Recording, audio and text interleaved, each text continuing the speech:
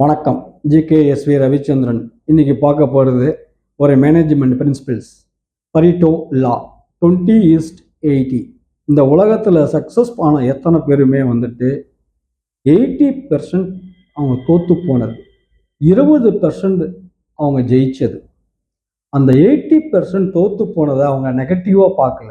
It is opportunity cost plus risk management அப்படின்னு சொல்லிட்டு இதை ரெண்டையும் ஏற்றுக்கிட்டு அந்த ஃபெயிலியரை நிர்வாகம் பண்ணாங்கப்பா.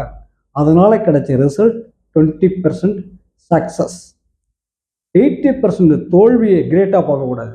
ஆனால் 80% தோல்வியை ஆப்பர்ச்சுனிட்டியாக எடுத்துக்கிட்டு அவங்க சக்ஸஸ் பண்ண 20% கொடுத்த கிஃப்ட் இருக்குது பார்த்தீங்களா, அதுதான் யாருமே எதிர்பார்க்காத சக்ஸஸ் அவங்க லைஃப்பில் அச்சீவ்மெண்ட் பண்ணது.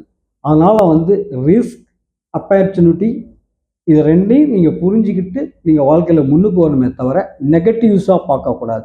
நன்றி, வணக்கம்.